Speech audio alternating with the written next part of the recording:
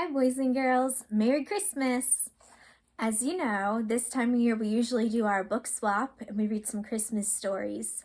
And we can't be together to do the book swap this year, but I thought we can't miss out on Christmas stories. So today, for your enjoyment, we're going to listen to the original, How the Grinch Stole Christmas by Dr. Seuss. One of my very favorites.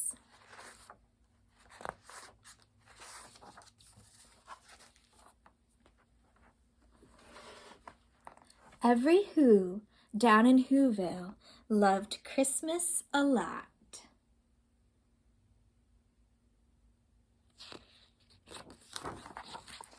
But the Grinch, who lived just north of Whoville, did not. The Grinch hated Christmas, the whole Christmas season. Now please don't ask why. No one quite knows the reason. It could be his head wasn't screwed on just right. It could be, perhaps, that his shoes were too tight. But I think that the most likely reason of all may have been that his heart was 2 sizes too small.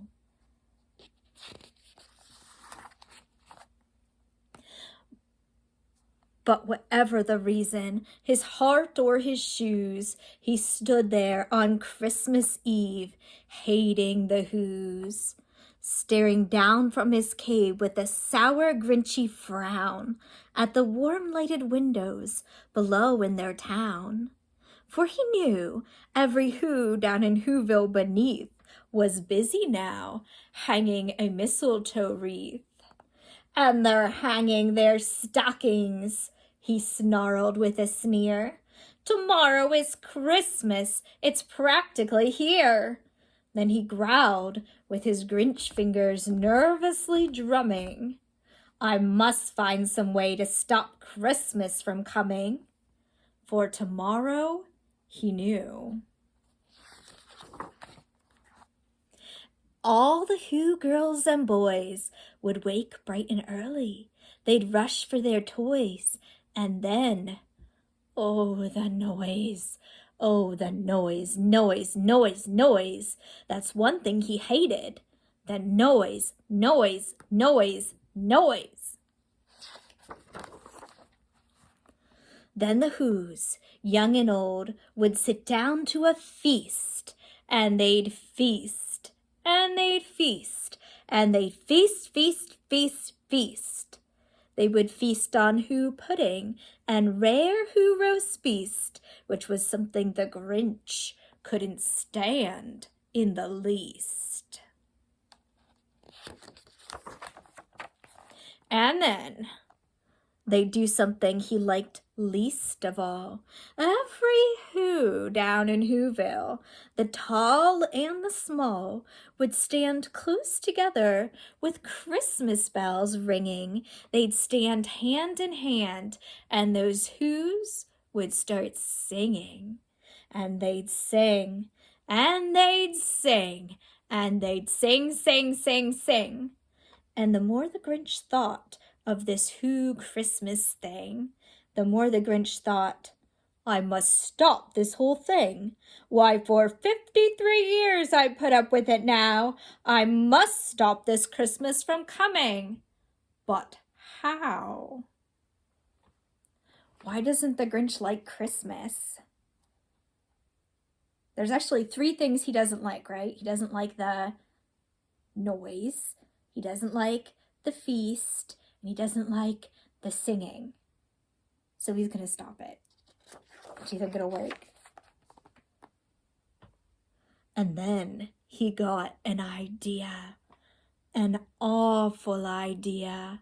The Grinch got a wonderful, awful idea. I know just what to do. The Grinch laughed in his throat, and he made a quick Santa Claus hat and a coat.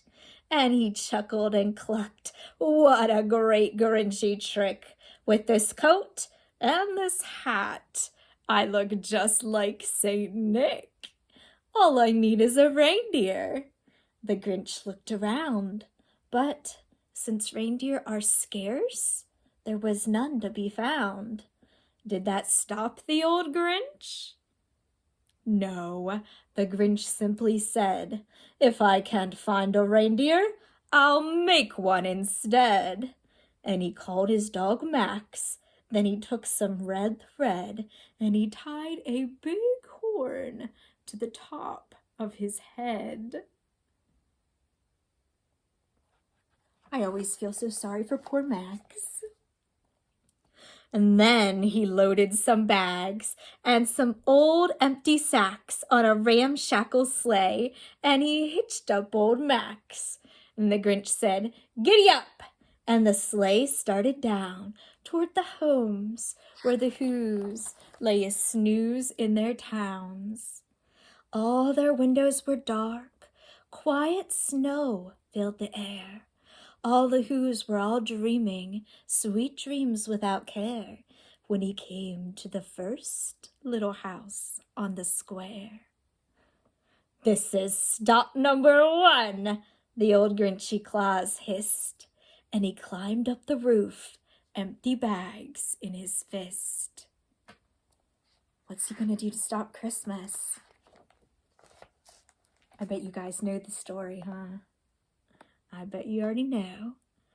Then he slid down the chimney, a rather tight pinch.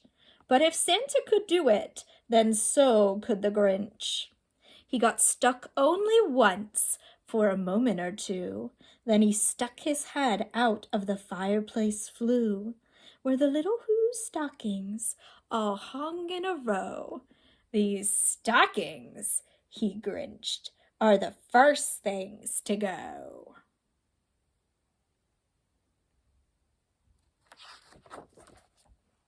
Then he slithered and slunk with a smile most unpleasant around the whole room, and he took every present. Pop guns and bicycles, roller skates, drums, checkerboards, tricycles, popcorn and plums, and he stuffed them in bags. Then the Grinch, very nimbly, stuffed all those bags one by one up the chimbley. And yes, it really does say chimbley. Dr. Seuss loved to make up words, especially so he could rhyme things, funny things.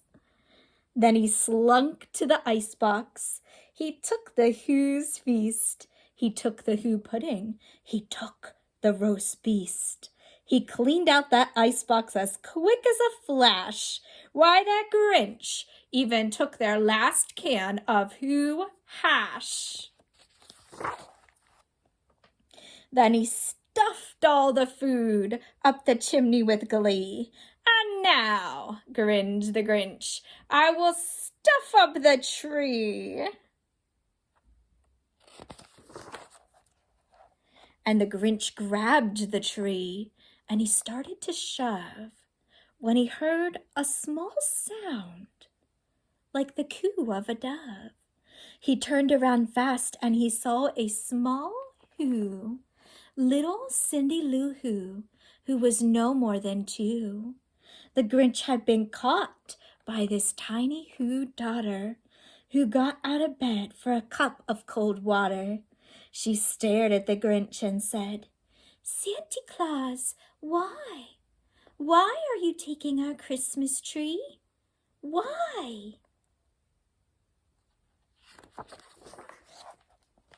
But you know, that old Grinch was so smart and so slick, he thought up a lie, and he thought it up quick.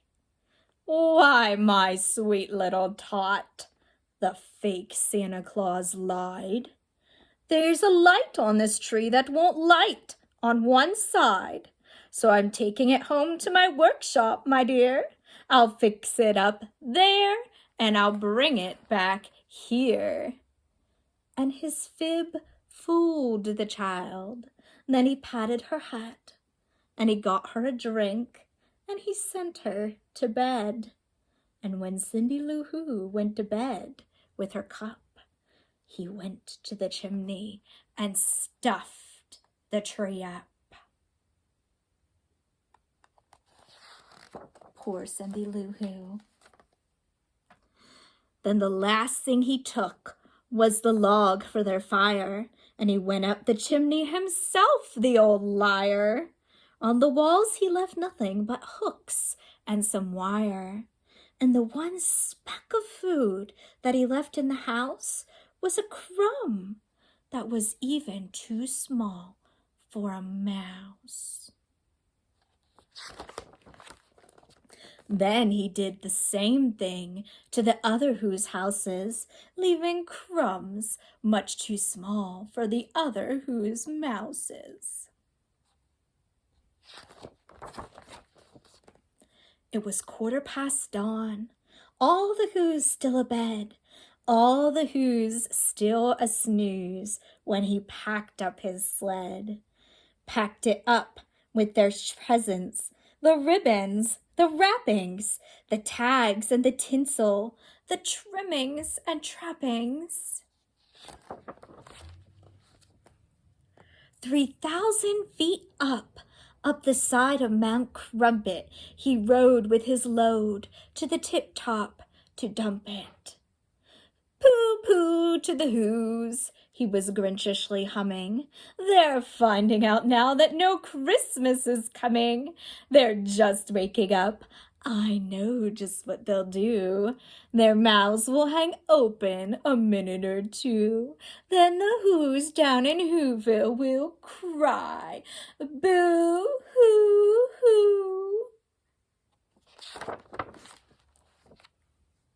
Would you guys cry if someone stole all your presents? Maybe. That's a noise, grinned the Grinch, that I simply must hear. So he paused, and the Grinch put a hand to his ear. And he did hear a sound rising over the snow. It started out low, and it started to grow. But the sound wasn't sad. Why, this sound sounded merry. It couldn't be so, but it was merry. Very. He stared down at Whoville. The Grinch popped his eyes. Then he shook. What he saw was a shocking surprise. What is it? Every Who down in Whoville, the tall and the small, was singing without any presents at all. He hadn't stopped Christmas from coming. It came. Somehow or other, it came just the same.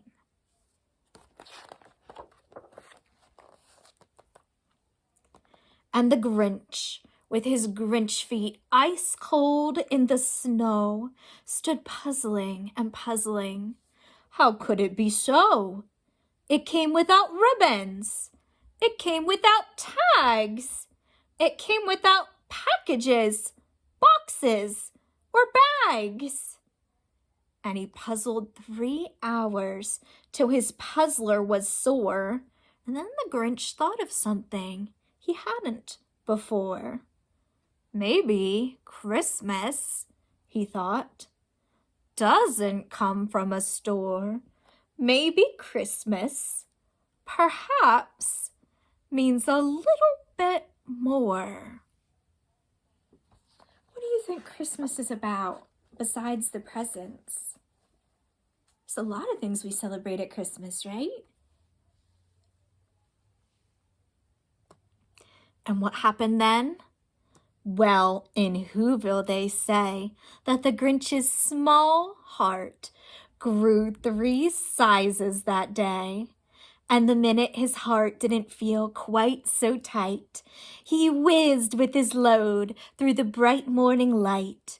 And he brought back the toys and the food for the feast. And he himself, the Grinch, carved the roast beast. And that's the end. He learned about Christmas. Merry Christmas, you guys. Happy New Year. I'll see you next year.